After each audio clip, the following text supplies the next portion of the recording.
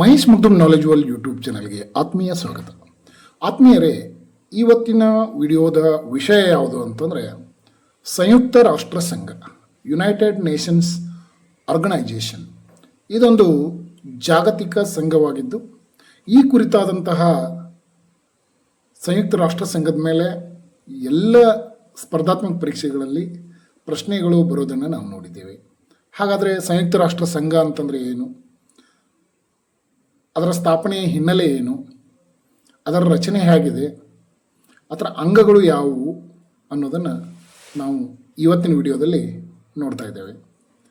ಸಂಯುಕ್ತ ರಾಷ್ಟ್ರ ಸಂಘ ಅಂತಂದರೆ ಎರಡನೆಯ ಜಾಗತಿಕ ಯುದ್ಧದ ತರುವಾಯ ವಿಶ್ವಶಾಂತಿಯನ್ನು ಕಾಪಾಡುವ ಉದ್ದೇಶದಿಂದ ಸ್ಥಾಪಿತವಾದಂಥ ಒಂದು ಅಂತಾರಾಷ್ಟ್ರೀಯ ಸಂಸ್ಥೆ. ನಿಮಗೆ ಗೊತ್ತಿರುವಂತೆ ನಮ್ಮ ಈ ಜಗತ್ತು ಎರಡು ಜಾಗತಿಕ ಸಮರಗಳನ್ನು ಕಂಡಿದೆ.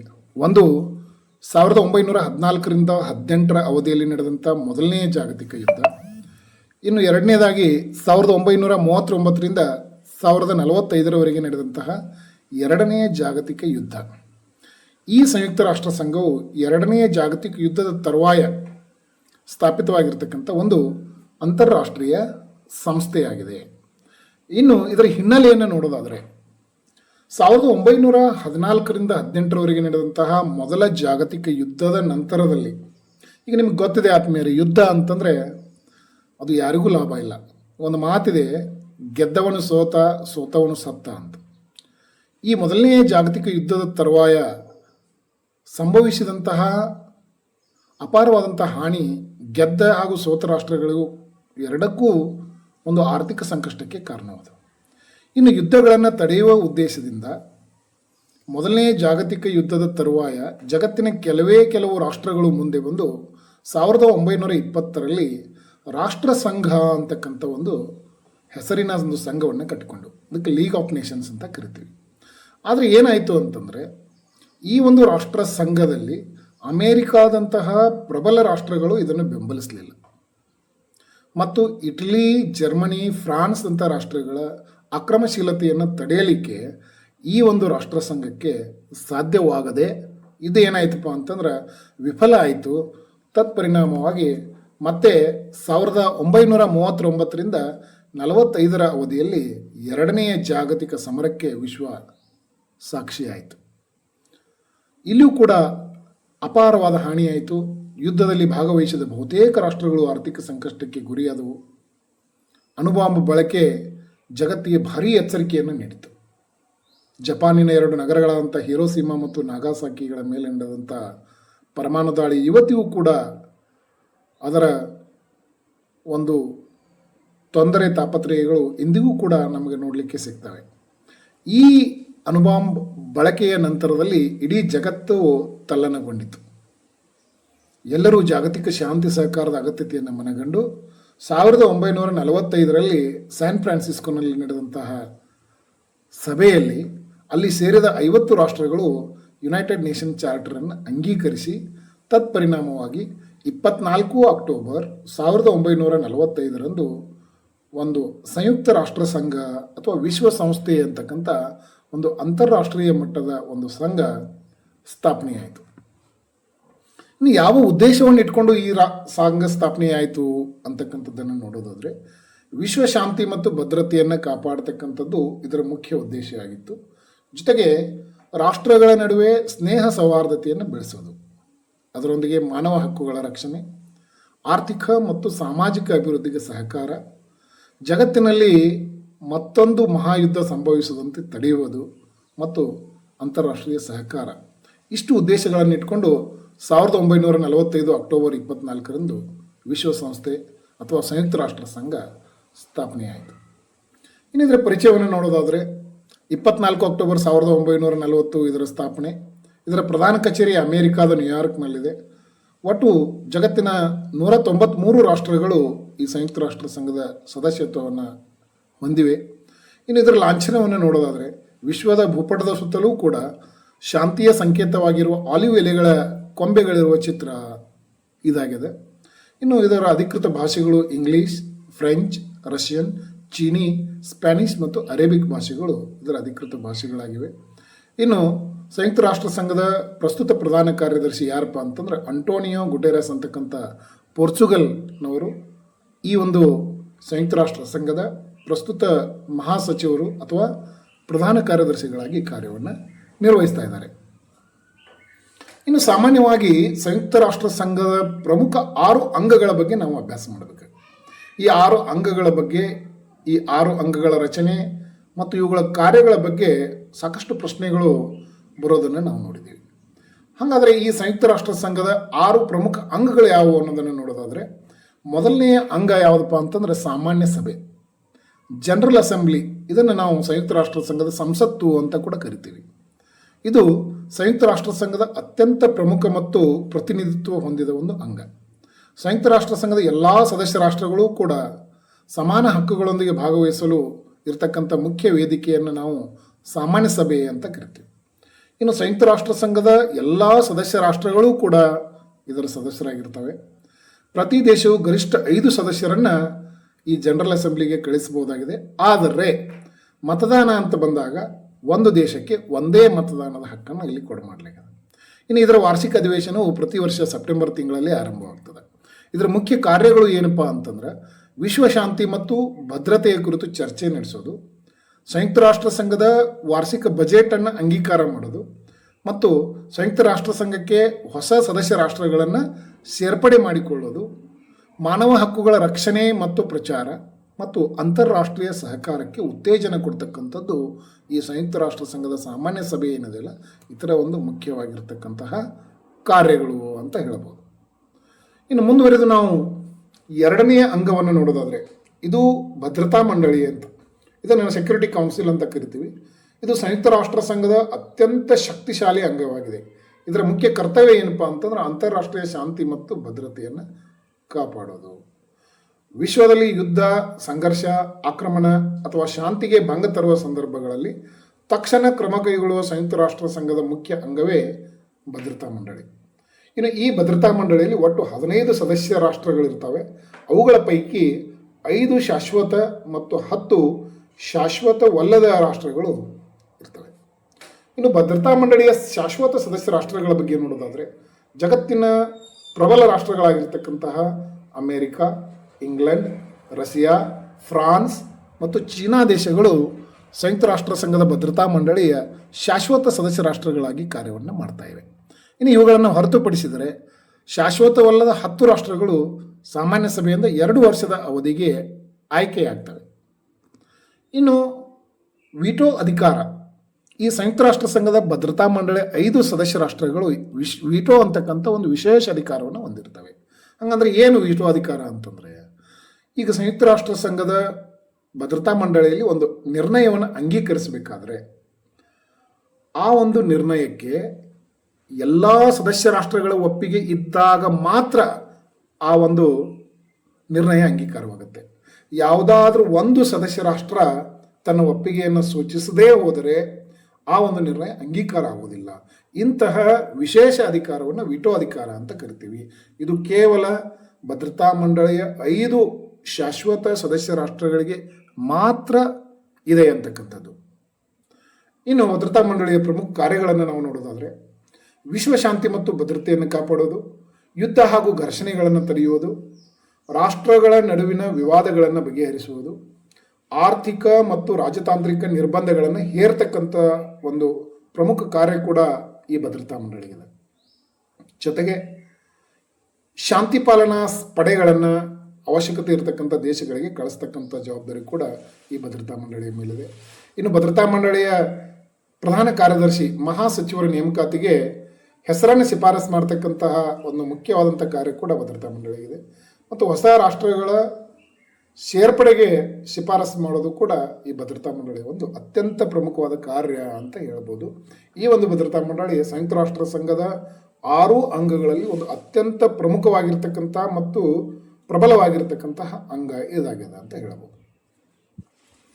ನೆಕ್ಸ್ಟ್ ಬಂದ್ಬಿಟ್ಟು 3ನೆಯ ಒಂದು ಅಂಗವನ್ನು ನಾವು ನೋಡೋದಾದ್ರೆ, ಇದು ಆರ್ಥಿಕ ಮತ್ತು ಸಾಮಾಜಿಕ ಸಮಿತಿ, ಎಕನಾಮಿಕ್ ಆ್ಯಂಡ್ ಸೋಷಿಯಲ್ ಕೌನ್ಸಿಲ್ ಅಂತ ಕರಿತೀವಿ. ಇದು ಸಂಯುಕ್ತ ರಾಷ್ಟ್ರದ ಪ್ರಮುಖ ಅಂಗಗಳಲ್ಲಿ ಇದು ಕೂಡ ಒಂದಾಗಿದೆ. ಇದರ ಸದಸ್ಯರ ಸಂಖ್ಯೆ 54. ಇದರ ಸದಸ್ಯರನ್ನು ಸಾಮಾನ್ಯ ಸಭೆ ಏನು ಮಾಡ್ತದಪ್ಪ ಅಂತಂದ್ರೆ 3 ವರ್ಷದ ಅವಧಿಗೆ ಆಯ್ಕೆ ಮಾಡ್ತದೆ. ಪ್ರತಿ ವರ್ಷ 18 ಸದಸ್ಯರು ನಿವೃತ್ತಿ ಹೊಂದ್ತಾರೆ ಮತ್ತು ಅದೇ ಸ್ಥಾನಕ್ಕೆ ಹೊಸ ಸದಸ್ಯರು ಆಯ್ಕೆ ಆಗ್ತಾರೆ. ಸೊ ಸದಸ್ಯರ ಆಯ್ಕೆಯು ಆಯಾ ಪ್ರದೇಶವಾರು ಅಂತಂದರೆ ಏಷ್ಯಾ ಖಂಡದಿಂದ ಇಷ್ಟು, ಅಮೆರಿಕಾದಿಂದ ಇಷ್ಟು, ಆಫ್ರಿಕಾ, ಹೀಗೆ ಆಯಾ ಪ್ರದೇಶವಾರು ಒಂದು ಮೀಸಲಾತಿಯನ್ನು ನೀಡೋದ್ರ ಮೂಲಕ ಈ ಒಂದು ಸಮಿತಿಗೆ ಸದಸ್ಯರ ಆಯ್ಕೆ ನಡೀತದೆ. ಇನ್ನು ಮುಖ್ಯವಾಗಿ ಇದರ ಕಾರ್ಯಗಳನ್ನು ನಾವು ನೋಡೋದಾದರೆ ಆರ್ಥಿಕ ಮತ್ತು ಸಾಮಾಜಿಕ ಅಭಿವೃದ್ಧಿಗೆ ಉತ್ತೇಜನವನ್ನು ಕೊಡ್ತದೆ. ಏನು ಸದಸ್ಯ ದೇಶಗಳಿದ್ದಾವೆ ಅವುಗಳ ಆರ್ಥಿಕ ಮತ್ತು ಸಾಮಾಜಿಕ ಅಭಿವೃದ್ಧಿಗೆ ಅವಶ್ಯಕ ಕಾರ್ಯಕ್ರಮಗಳನ್ನು ರೂಪಿಸಿ ಉತ್ತೇಜನವನ್ನು ಕೊಡ್ತದೆ. ಇನ್ನು ಶಿಕ್ಷಣ, ಆರೋಗ್ಯ, ಉದ್ಯೋಗ ಈ ಎಲ್ಲ ಕ್ಷೇತ್ರಗಳ ಅಭಿವೃದ್ಧಿಗೆ ಸದಸ್ಯ ರಾಷ್ಟ್ರಗಳಿಗೆ ಸಲಹೆಯನ್ನು ನೀಡ್ತಕ್ಕಂಥ ಕೆಲಸ ಈ ಒಂದು ಸಮಿತಿ ಮಾಡ್ತದೆ. ಇನ್ನು ಮಾನವ ಹಕ್ಕುಗಳ ರಕ್ಷಣೆ ಮತ್ತು ಉತ್ತೇಜನ, ಮಹಿಳಾ ಸಬಲೀಕರಣ ಮತ್ತು ಮಕ್ಕಳ ಕಲ್ಯಾಣ, ಬಡತನ ನಿರ್ಮೂಲನೆಗೆ ಕ್ರಮಗಳು ಮತ್ತು ವಿವಿಧ ವಿಶೇಷ ಸಂಸ್ಥೆಗಳ ಕಾರ್ಯಗಳನ್ನು ಸಮನ್ವಯಗೊಳಿಸ್ತಕ್ಕಂತಹ ಒಂದು ಪ್ರಮುಖ ಕಾರ್ಯಗಳನ್ನು ಈ ಆರ್ಥಿಕ ಮತ್ತು ಸಾಮಾಜಿಕ ಸಮಿತಿ ಮಾಡ್ತದೆ. ಇನ್ನು ನೆಕ್ಸ್ಟ್ ಬಂದು 4ನೇದು ವಿಶ್ವಸ್ತ ಮಂಡಳಿ, ಟ್ರಸ್ಟಿಶಿಪ್ ಕೌನ್ಸಿಲ್ ಅಂತ ಕರಿತೀವಿ. ಇದೇನಪ್ಪ ಅಂತಂದ್ರೆ ಸ್ವಯಂ ಆಡಳಿತಕ್ಕೆ ಸಿದ್ಧವಿರದ ಪ್ರದೇಶಗಳ ಅಭಿವೃದ್ಧಿ ಮತ್ತು ಸ್ವಾತಂತ್ರ್ಯವನ್ನು ಉತ್ತೇಜಿಸಲು ಸ್ಥಾಪಿತವಾದಂಥ ಅಂಗ. ಏನಪ್ಪ ಅಂತಂದ್ರೆ 2ನೇ ಜಾಗತಿಕ ಸಮರ ಏನು ನಡೀತು, ಆ ಸಮರದ ನಂತರದಲ್ಲಿ ಕೆಲವು ಪ್ರದೇಶಗಳನ್ನು ಅಭಿವೃದ್ಧಿಪಡಿಸಿ ಸ್ವತಂತ್ರ ರಾಷ್ಟ್ರಗಳನ್ನಾಗಿಸಲು ಸಂಯುಕ್ತ ರಾಷ್ಟ್ರಗಳ ಮೇಲ್ವಿಚಾರಣೆಗೆ ಇವುಗಳಿಗೆ ಕೊಡಲಾಗಿತ್ತು. ಅಂದರೆ ಕೆಲವು ಯಾವ ರಾಷ್ಟ್ರಗಳು ಇನ್ನೂ ಸ್ವತಂತ್ರ ಅಸ್ತಿತ್ವವನ್ನು ಹೊಂದಿರಲಿಲ್ಲ, ಅವುಗಳ ಮೇಲ್ವಿಚಾರಣೆ ಜವಾಬ್ದಾರಿಯನ್ನು ನೋಡಿಕೊಳ್ಳಲಿಕ್ಕೆ ಒಂದು ಸಂಯುಕ್ತ ರಾಷ್ಟ್ರ ಸಂಘದ ಒಂದು ಅಂಗಕ್ಕೆ ಕೊಟ್ಟಿತ್ತು. ಈ ಅಂಗವನ್ನು ನಾವು ಏನಂತ ಕರಿತೀವಪ್ಪ ಅಂತಂದ್ರೆ ಟ್ರಸ್ಟ್ ಪ್ರದೇಶಗಳು ಅಂತ ಕರೆದು ಇದನ್ನು ನೋಡಿಕೊಳ್ತಕ್ಕಂಥ ಈ ಕೌನ್ಸಿಲ್ಗೆ ಟ್ರಸ್ಟಿಶಿಪ್ ಕೌನ್ಸಿಲ್ ಅಥವಾ ವಿಶ್ವಸ್ತ ಮಂಡಳಿ ಅಂತ ಕರೆಯಲಾಗ್ತದೆ. ಆದರೆ ಈ ಹಂತದಲ್ಲಿ 1994ರಿಂದ ಈಚೆ ಯಾವುದೇ ಇಂತಹ ಒಂದು ಪ್ರದೇಶಗಳು ಉಳಿದುಕೊಂಡೇ ಇರದ ಕಾರಣಕ್ಕಾಗಿ ಇದರ ಒಂದು ಕಾರ್ಯ 1994ರಿಂದ ಏನಾಗಿದೆಪ್ಪ ಅಂತಂದ್ರೆ ಸ್ಥಗಿತವಾಗಿ ಬಿಟ್ಟದೆ. ಇದರ ಮುಖ್ಯವಾದಂಥ ಕಾರ್ಯಗಳೇನು ಅಂತಂದ್ರೆ ಟ್ರಸ್ಟ್ ಪ್ರದೇಶಗಳ ಜನರ ರಾಜಕೀಯ, ಆರ್ಥಿಕ, ಸಾಮಾಜಿಕ ಮತ್ತು ಶೈಕ್ಷಣಿಕ ಅಭಿವೃದ್ಧಿಯನ್ನು ನೋಡಿಕೊಳ್ಳೋದು, ಸ್ವಯಂ ಆಡಳಿತ ಅಥವಾ ಸ್ವಾತಂತ್ರ್ಯಕ್ಕೆ ಸಿದ್ಧಪಡಿಸೋದು, ಮಾನವ ಹಕ್ಕುಗಳ ಮತ್ತು ಮೂಲಭೂತ ಸ್ವಾತಂತ್ರ್ಯಗಳ ರಕ್ಷಣೆ ಮತ್ತು ಸ್ಥಳೀಯ ಜನರ ಹಿತಾಸಕ್ತಿಗಳ ಸಂರಕ್ಷಣೆ ಮಾಡ್ತಕ್ಕಂಥದ್ದು. ಇವತ್ತು ಇದು ಅಸ್ತಿತ್ವದಲ್ಲಿ ಇರದೇ ಹೋದರೂ ಕೂಡ ಇದರ ಕಾರ್ಯಗಳನ್ನು ನಾವು ಇಲ್ಲಿ ನೋಡ್ತಾ ಇದ್ದೇವೆ. ಇನ್ನು ನೆಕ್ಸ್ಟ್ ಬಂದ್ಬಿಟ್ಟು 5ನೇ ಒಂದು ಪ್ರಮುಖ ಅಂಗ ಯಾವುದಪ್ಪ ಅಂತಂದ್ರೆ ಇಂಟರ್ನ್ಯಾಷನಲ್ ಕೋರ್ಟ್ ಆಫ್ ಜಸ್ಟಿಸ್, ಅಂತಾರಾಷ್ಟ್ರೀಯ ನ್ಯಾಯಾಲಯ ಅಂತ ಕರಿತೀವಿ ನಾವು. ಈಗ ಎಲ್ಲ ದೇಶಗಳಲ್ಲಿ, ರಾಜ್ಯಗಳಲ್ಲಿ ಹೇಗೆ ಹೈಕೋರ್ಟ್ಗಳು, ದೇಶಗಳಲ್ಲಿ ಸುಪ್ರೀಂ ಕೋರ್ಟ್ಗಳಿವೆಯೋ ಹಾಗೆ ಇಡೀ ಒಂದು ವಿಶ್ವಕ್ಕೇನೆ ಒಂದು ನ್ಯಾಯಾಲಯ ಇದೆ. ಅದು ಯಾವುದಪ್ಪ ಅಂತಂದ್ರೆ ಅಂತಾರಾಷ್ಟ್ರೀಯ ನ್ಯಾಯಾಲಯ, ಇಂಟರ್ನ್ಯಾಷನಲ್ ಕೋರ್ಟ್ ಆಫ್ ಜಸ್ಟಿಸ್. ಸಂಯುಕ್ತ ರಾಷ್ಟ್ರ ಸಂಘದ ಪ್ರಮುಖ ನ್ಯಾಯಾಂಗ ಇದಾಗಿದ್ದು ಇದು ರಾಷ್ಟ್ರಗಳ ನಡುವಿನ ಕಾನೂನು ವಿವಾದಗಳನ್ನು ಪರಿಹರಿಸ್ತದೆ ಮತ್ತು ಸಂಯುಕ್ತ ರಾಷ್ಟ್ರ ಸಂಘದ ಅಂಗಗಳಿಗೆ ಕಾನೂನು ಸಲಹೆಗಳನ್ನು ನೀಡ್ತಕ್ಕಂಥ ಒಂದು ಮಹತ್ತರ ಕಾರ್ಯವನ್ನು ಈ ಇಂಟರ್ನ್ಯಾಷನಲ್ ಕೋರ್ಟ್ ಆಫ್ ಜಸ್ಟಿಸ್ ಮಾಡ್ತದೆ. ಇದರ ಕೇಂದ್ರ ಕಚೇರಿ ನೆದರ್ಲ್ಯಾಂಡ್ ದೇಶದ ಹೇಗ್ ಪಟ್ಟಣದಲ್ಲಿದೆ. ಇದರಲ್ಲಿ 15 ನ್ಯಾಯಮೂರ್ತಿಗಳು 9 ವರ್ಷಗಳ ಅವಧಿಗೆ ಕಾರ್ಯವನ್ನು ನಿರ್ವಹಿಸ್ತಾರೆ. ಇನ್ನು ಇದರ ಪ್ರಮುಖ ಕಾರ್ಯಗಳು ಯಾವಪ್ಪ ಅಂತಂದರೆ ದೇಶಗಳ ನಡುವೆ ಇರತಕ್ಕಂಥ ವಿವಾದಗಳನ್ನು ಪರಿಹರಿಸೋದು, ಸಲಹೆ ಮತ್ತು ಅಭಿಪ್ರಾಯಗಳನ್ನು ನೀಡೋದು, ಭೂಗಡಿ ಮತ್ತು ಸಮುದ್ರ ಗಡಿಗಳ ವಿವಾದಗಳನ್ನು ಬಗೆಹರಿಸುವುದು ಮತ್ತು ಅಂತಾರಾಷ್ಟ್ರೀಯ ಕಾನೂನು ಸಂಬಂಧಿತ ಇತರೆ ಕರ್ತವ್ಯಗಳನ್ನು ಕೂಡ ಈ ಅಂತಾರಾಷ್ಟ್ರೀಯ ನ್ಯಾಯಾಲಯ ಏನು ಮಾಡ್ತದಪ್ಪ ಅಂತಂದ್ರೆ ಮಾಡ್ತದೆ. ನೆಕ್ಸ್ಟ್ 6ನೇದು ಮತ್ತು ಕೊನೆಯ ಅಂಗ ಯಾವುದಪ್ಪ ಅಂತಂದ್ರೆ ಸೆಕ್ರೆಟರಿಯೇಟ್, ಸಚಿವಾಲಯ. ಇದೊಂದು ಸಂಯುಕ್ತ ರಾಷ್ಟ್ರ ಸಂಘದ ದೈನಂದಿನ ಆಡಳಿತ ಕಾರ್ಯಗಳನ್ನು ನಿರ್ವಹಿಸ್ತಕ್ಕಂಥ ಒಂದು ಪ್ರಮುಖ ಅಂಗ. ಇದೊಂದು ಆಫೀಸ್ ಅಂತ ಕರಿಬೋದು.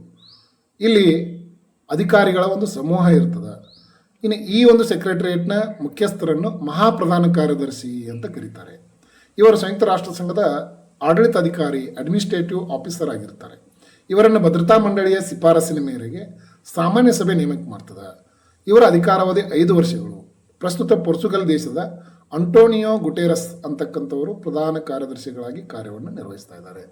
ಇನ್ನು ಈ ಸಚಿವಾಲಯದ ಮುಖ್ಯ ಕಾರ್ಯಗಳು ಯಾವಪ್ಪ ಅಂತಂದರೆ ಸಂಯುಕ್ತ ರಾಷ್ಟ್ರ ಸಂಘದ ಸಭೆಗಳನ್ನು ಆಯೋಜನೆ ಮಾಡೋದು, ವರದಿ ಮತ್ತು ದಾಖಲೆ ಮತ್ತು ಅಧ್ಯಯನಗಳನ್ನು ಸಿದ್ಧಪಡಿಸೋದು, ನಿರ್ಣಯಗಳನ್ನು ಅನುಷ್ಠಾನಕ್ಕೆ ತರುವುದು, ಅನುವಾದ ಮಾಡೋದು, ದಾಖಲೆಗಳ ನಿರ್ವಹಣೆ ಮತ್ತು ಇತರ ಎಲ್ಲ ಅಂಗಗಳ ನಡುವೆ ಸಂವಹನ ಮಾಡ್ತಕ್ಕಂತಹ, ಕಮ್ಯುನಿಕೇಷನ್ ಮಾಡ್ತಕ್ಕಂತಹ ಒಂದು ಪ್ರಮುಖವಾದಂಥ ಜವಾಬ್ದಾರಿ ಅದು ಈ ಸೆಕ್ರೆಟರಿಯೇಟ್ ಮೇಲಿದೆ. ಸೊ ಆದ್ಮೇಲೆ ಇಷ್ಟು 6 ಪ್ರಮುಖವಾದಂಥ ಅಂಗಗಳ ಬಗ್ಗೆ ನಾವು ನೋಡಿದ್ವಿ. ಇನ್ನು ಈ 6 ಅಂಗಗಳನ್ನು ಹೊರತುಪಡಿಸಿ ಮತ್ತೆ ಕೆಲವು ಅಂಗಸಂಸ್ಥೆಗಳು ಸಂಯುಕ್ತ ರಾಷ್ಟ್ರ ಸಂಘದ ಅಡಿಯಲ್ಲಿ ಕೆಲಸ ಮಾಡ್ತವೆ. ಅದರಲ್ಲಿ ಮುಖ್ಯವಾಗಿರ್ತಕ್ಕಂಥದ್ದು ಯಾವುದಪ್ಪ ಅಂತಂದರೆ WHO, ವಿಶ್ವ ಆರೋಗ್ಯ ಸಂಸ್ಥೆ. ನಾವೆಲ್ಲ ಕೋವಿಡ್ ಮಹಾಮಾರಿ ಬಂದಂಥ ಸಂದರ್ಭದಲ್ಲಿ ಈ WHO ಒಂದು ಪ್ರಮುಖವಾದಂಥ ಕಾರ್ಯವನ್ನು ಆ ರೋಗ ತಡೆಗಟ್ಟತಕ್ಕಂತಹ ಲಸಿಕೆಗಳನ್ನು ವಿತರಿಸ್ತಕ್ಕಂತಹ ಕಾರ್ಯವನ್ನು ಈ WHO ಮಾಡಿತ್ತು. ಇದರ ಸ್ಥಾಪನೆ 1948ರಲ್ಲಿ ಆಯಿತು. ಇದರ ಮುಖ್ಯ ಕಚೇರಿ ಜಿನೇವಾದಲ್ಲಿದೆ. ಇದು ಸದಸ್ಯ ರಾಷ್ಟ್ರಗಳ ಆರೋಗ್ಯ ಸುಧಾರಣೆ ಮತ್ತು ರೋಗ ನಿಯಂತ್ರಣ ಮಾಡತಕ್ಕಂಥ ಕಾರ್ಯವನ್ನು ಇದು ಮಾಡ್ತದೆ. ಇನ್ನು ಎರಡನೆಯ ಪ್ರಮುಖ ಅಂಗಸಂಸ್ಥೆ ಯಾವುದಪ್ಪ ಅಂತಂದ್ರೆ UNESCO, United Nations Educational Scientific and Cultural Organization, ಸಂಯುಕ್ತ ರಾಷ್ಟ್ರ ಸಂಘದ ಶೈಕ್ಷಣಿಕ ಸಾಂಸ್ಕೃತಿಕ ಸಂಸ್ಥೆ ಅಂತಕ್ಕಂಥದ್ದು. ಇನ್ನು ಇದು 1945ರಲ್ಲಿ ಸ್ಥಾಪನೆಯಾಯಿತು. ಇದರ ಮುಖ್ಯ ಕಚೇರಿ ಇರೋದು ಪ್ಯಾರಿಸ್ನಲ್ಲಿ. ಇದರ ಕಾರ್ಯ ಏನಪ್ಪ ಅಂತಂದ್ರೆ ಶಿಕ್ಷಣಕ್ಕೆ ಸಂಬಂಧಪಟ್ಟಂತೆ ಜಾಗತಿಕ ಶಿಕ್ಷಣ, ವಿಜ್ಞಾನ ಮತ್ತು ಸಂಸ್ಕೃತಿಯ ಅಭಿವೃದ್ಧಿಗೆ ಇದು ತನ್ನದೇ ಆಗಿರತಕ್ಕಂತಹ ವಿಶೇಷ ಅನುದಾನಗಳನ್ನು ನೀಡುವ ಮೂಲಕ ತನ್ನ ಸದಸ್ಯ ರಾಷ್ಟ್ರಗಳಿಗೆ ನೆರವನ್ನು ನೀಡತಕ್ಕಂಥ ಕೆಲಸ ಮಾಡ್ತಕ್ಕಂಥ ಒಂದು ಪ್ರಮುಖ ಅಂಗಸಂಸ್ಥೆ ಯಾವುದಪ್ಪ ಅಂತಂದ್ರೆ ಯುನೆಸ್ಕೋ. ನಾವು ನೋಡಿದ್ದೀವಿ ಈಗ ಎಷ್ಟೋ ಕಾರ್ಯಗಳು ಯುನೆಸ್ಕೋ ನೆರವಿನಲ್ಲಿ ನಡೀತಕ್ಕಂಥ ಕಾರ್ಯಗಳನ್ನು ನಾವು ನಮ್ಮ ದೇಶದಲ್ಲಿಯೂ ಕೂಡ ಆಗ್ತಿರ್ತಕ್ಕಂಥದ್ದನ್ನು ನಾವು ನೋಡ್ತಾ ಇದ್ದೇವೆ. ಇನ್ನು ನೆಕ್ಸ್ಟ್ ಬಂದುಬಿಟ್ಟು ಮೂರನೆಯ ಒಂದು ಪ್ರಮುಖ ಅಂಗಸಂಸ್ಥೆ ಯುನಿಸೆಫ್. ನಾವು ನೋಡಿದ್ದೀವಿ ಯುನಿಸೆಫ್ ಅಂತಕ್ಕಂಥದ್ದು ಈ ಅಂಗನವಾಡಿ ICDS ಏನದಲ್ಲ, ಸಮಗ್ರ ಬಾಲ ವಿಕಾಸ ಯೋಜನೆ ಅಡಿಯಲ್ಲಿ ಬರ್ತಕ್ಕಂತಹ ಎಲ್ಲ ಕಾರ್ಯಗಳು ಯುನಿಸೆಫ್ ಅಡಿಯಲ್ಲಿ ನಡೀತವೆ. ಇದು 1946ರಲ್ಲಿ ಸ್ಥಾಪನೆಯಾದಂಥ ಒಂದು ಅಂಗಸಂಸ್ಥೆ. ಇದರ ಕೇಂದ್ರ ಕಚೇರಿ ನ್ಯೂಯಾರ್ಕ್ನಲ್ಲಿದೆ. ಮಕ್ಕಳ ಹಕ್ಕುಗಳು ಮತ್ತು ಮಕ್ಕಳ ಕಲ್ಯಾಣದ ಮೇಲೆ ಇದು ಏನು ಮಾಡ್ತದಪ್ಪ ಅಂತಂದ್ರೆ ಕೆಲಸವನ್ನು ಮಾಡ್ತದೆ. ಮಹಿಳೆಯರು ಮತ್ತು ಮಕ್ಕಳ ಒಂದು ಹಕ್ಕುಗಳ ಬಗ್ಗೆ ಮತ್ತು ಮಕ್ಕಳ ಕಲ್ಯಾಣ ಕಾರ್ಯಕ್ರಮಗಳನ್ನು ಇದು ಆಯೋಜಿಸುವ ಮೂಲಕ ತನ್ನ ಸದಸ್ಯ ರಾಷ್ಟ್ರಗಳಿಗೆ ಅನುದಾನವನ್ನು ನೀಡೋದ್ರ ಮೂಲಕ ಈ ಒಂದು ಸಂಘ ಕಾರ್ಯವನ್ನು ನಿರ್ವಹಿಸ್ತದೆ. ಇನ್ನು ನಾಲ್ಕನೇದು ಬಂದುಬಿಟ್ಟು ಆಹಾರ ಮತ್ತು ಕೃಷಿ ಸಂಸ್ಥೆ, FAO ಅಂತ, ಫುಡ್ ಆ್ಯಂಡ್ ಅಗ್ರಿಕಲ್ಚರ್ ಆರ್ಗನೈಜೇಷನ್. ಇದು 1945ರಲ್ಲಿ ಸ್ಥಾಪನೆಯಾಯಿತು. ಇದರ ಮುಖ್ಯ ಕಚೇರಿ ರೋಮ್ನಲ್ಲಿದೆ. ಇದರ ಕೆಲಸ ಏನಪ್ಪ ಅಂತಂದ್ರೆ ಆಹಾರ ಭದ್ರತೆಯನ್ನು ಒದಗಿಸೋದು. ಜಗತ್ತಿನಲ್ಲಿ ಯಾವ ದೇಶಗಳಿಗೆ ಆಹಾರದ ಕೊರತೆ ಉಂಟಾಗ್ತದೆ ಅಲ್ಲಿ ಆಹಾರ ಭದ್ರತೆ ಮತ್ತು ಕೃಷಿಯ ಅಭಿವೃದ್ಧಿಗೆ ಸಂಬಂಧಪಟ್ಟಂತಹ ಕೃಷಿ ತಂತ್ರಜ್ಞಾನಗಳಾಗಿರ್ಬಹುದು, ಆಮೇಲೆ ಕೃಷಿ ಬೀಜಗಳ ಅಭಿವೃದ್ಧಿ ಆಗಿರ್ಬೋದು, ಅಥವಾ ಕೃಷಿ ಮತ್ತು ಆಹಾರ ಭದ್ರತೆಗೆ ಸಂಬಂಧಪಟ್ಟಂಥ ಏನೇನು ಕಾರ್ಯಗಳಿದಾವೆ, ಏನೇನು ಅನುದಾನಗಳ ಅವಶ್ಯಕತೆ ಇದೆ, ಯಾವ ಯಾವ ಕಾರ್ಯಕ್ರಮಗಳನ್ನು ರೂಪಿಸಬೇಕು ಅದೆಲ್ಲವನ್ನು ಕೂಡ ನೋಡ್ಕೊಳ್ತಕ್ಕಂಥ ಜವಾಬ್ದಾರಿ ಈ FAO ಮೇಲಿದೆ. ನೆಕ್ಸ್ಟ್ ಬಂದುಬಿಟ್ಟು ಐದನೆಯ ಪ್ರಮುಖವಾಗಿರ್ತಕ್ಕಂಥ ಸಂಸ್ಥೆ ಯಾವುದಪ್ಪ ಅಂತಂದ್ರೆ ILO, ಇಂಟರ್ನ್ಯಾಷನಲ್ ಲೇಬರ್ ಆರ್ಗನೈಜೇಷನ್ ಅಂತ, ಅಂತಾರಾಷ್ಟ್ರೀಯ ಕಾರ್ಮಿಕ ಸಂಸ್ಥೆ. ಇದು 1919ರಲ್ಲಿ ಸ್ಥಾಪನೆಯಾಯಿತು. ಇದರ ಮುಖ್ಯ ಕಚೇರಿ ಜಿನೇವಾದಲ್ಲಿದೆ. ಇದು ಏನು ಮಾಡ್ತದಪ್ಪ ಅಂತಂದ್ರೆ ಕಾರ್ಮಿಕರ ಹಕ್ಕು ಮತ್ತು ಮಾನದಂಡಗಳನ್ನು, ಅಂದರೆ ಸಮಾನ ಕೆಲಸಕ್ಕೆ ಸಮಾನ ವೇತನ, ಆಮೇಲೆ ಬಾಲ ಕಾರ್ಮಿಕರಾಗಿರ್ಬೋದು ಅಥವಾ ಕಾರ್ಮಿಕರಿಗಾಗ್ತಕ್ಕಂಥ ಅನ್ಯಾಯಗಳನ್ನು ಅಥವಾ ಕಾರ್ಮಿಕರ ಹಕ್ಕುಗಳನ್ನು ರಕ್ಷಣೆ ಮಾಡ್ತಕ್ಕಂಥ ಜವಾಬ್ದಾರಿ ಇದರ ಮೇಲಿದೆ. ಇನ್ನು ಆರನೇದಾಗಿ IMF, ಇಂಟರ್ನ್ಯಾಷನಲ್ ಮಾನಿಟರಿ ಫಂಡ್ ಅಂತ ಕರಿತೀವಿ ನಾವು, ಅಂತಾರಾಷ್ಟ್ರೀಯ ಹಣಕಾಸು ನಿಧಿ. ಇದು ಜಾಗತಿಕ ಆರ್ಥಿಕತೆಯನ್ನು ತನ್ನ ಒಂದು ನಿಯಂತ್ರಣದಲ್ಲಿ ಇಟ್ಕೊಳ್ತದೆ. 1944ರಲ್ಲಿ ಸ್ಥಾಪನೆಯಾದಂಥ ಈ IMFನ ಕೇಂದ್ರ ಕಚೇರಿ ವಾಷಿಂಗ್ಟನ್ DC ಯಲ್ಲಿದೆ. ಇದು ಜಾಗತಿಕ ಹಣಕಾಸಿನ ಸ್ಥಿರತೆಯನ್ನು ಅಂತಂದರೆ ಈಗ ಆರ್ಥಿಕ ಸ್ಥಿತಿಗತಿಗಳನ್ನು ನೋಡಿಕೊಂಡು ಇದು ಕಾರ್ಯಕ್ರಮಗಳನ್ನು ರೂಪಿಸೋದು ಮತ್ತು ನಿಯಂತ್ರಣ ಮಾಡ್ತಕ್ಕಂಥ ಕೆಲಸವನ್ನು ಇಂಟರ್ನ್ಯಾಷನಲ್ ಮಾನಿಟರಿ ಫಂಡ್ ಮಾಡ್ತದೆ. ಸದಸ್ಯ ರಾಷ್ಟ್ರಗಳಿಗೆ ಹಣಕಾಸನ್ನು ಒದಗಿಸ್ತಕ್ಕಂತಹ ಮತ್ತು ಇತರೆ ಆರ್ಥಿಕ ಕಾರ್ಯಕ್ರಮಗಳನ್ನು ರೂಪಿಸ್ತಕ್ಕಂಥ ಕೆಲಸ ಈ ಒಂದು ಅಂಗಸಂಸ್ಥೆ ಮಾಡ್ತದೆ. ಸೊ ಆತ್ಮೀಯರೇ, ಇಲ್ಲಿಯವರೆಗೆ ಸಂಯುಕ್ತ ರಾಷ್ಟ್ರ ಸಂಘ ವಿಶ್ವಸಂಸ್ಥೆ ಅಂದರೆ ಏನು, ಅದರ ಸ್ಥಾಪನೆ ಹಿನ್ನೆಲೆ, ರಾಷ್ಟ್ರ ಸಂಘ ಯಾಕೆ ವಿಫಲ ಆಯಿತು, ಸಂಯುಕ್ತ ರಾಷ್ಟ್ರ ಸಂಘ ಯಾಕೆ ಅಸ್ತಿತ್ವಕ್ಕೆ ಬಂತು, ಯಾವಾಗ ಬಂತು, ಅದರ ಕೇಂದ್ರ ಕಚೇರಿಯಲ್ಲದ, ಅದರ ಪ್ರಮುಖ ಅಂಗಗಳು ಯಾವುವು, ಮತ್ತು ಅದರ ಜೊತೆಗೆ ಆ ಅಂಗಗಳು ಮಾಡ್ತಕ್ಕಂತಹ ಕರ್ತವ್ಯಗಳೇನು ಮತ್ತು ಇತರೆ ಪ್ರಮುಖ ಅಂಗಸಂಸ್ಥೆಗಳ ಬಗ್ಗೆ ಕೂಡ ನಾವು ಇವತ್ತಿನ ವಿಡಿಯೋದಲ್ಲಿ ನೋಡಿದ್ದೀವಿ. ಬಹುಶಃ ಈ ಒಂದು ವಿಡಿಯೋನಲ್ಲಿ ನೀಡಿರ್ತಕ್ಕಂಥ ಮಾಹಿತಿ ನಿಮ್ಮೆಲ್ಲರಿಗೂ ಕೂಡ ಉಪಯೋಗ ಆಗ್ತದೆ ಅಂತ ಭಾವಿಸಿ ನಮ್ಮ Mahesh Magdum knowledge world YouTube ಚಾನಲನ್ನು ಸಬ್ಸ್ಕ್ರೈಬ್ ಮಾಡಿ. ಮುಂದೆ ಇಂತಹ ಅನೇಕ ಇನ್ಫಾರ್ಮೇಟಿವ್ ವಿಡಿಯೋಗಳನ್ನು ನಿಮಗಾಗಿ ನಾವು ಮಾಡಲಿಕ್ಕೆ ಸದಾ ಸಿದ್ಧರಿದ್ದೇವೆ ಅಂತ ಹೇಳ್ತಾ ಈ ಒಂದು ವಿಡಿಯೋವನ್ನು ಇಲ್ಲಿಗೆ ಮುಗಿಸ್ತಾ ಇದ್ದೇವೆ. ಮತ್ತೊಂದು ಹೊಸ ವಿಡಿಯೋದೊಂದಿಗೆ ಮುಂದಿನ ನಿಮ್ಮ ಭೇಟಿ. Thank you. Take care.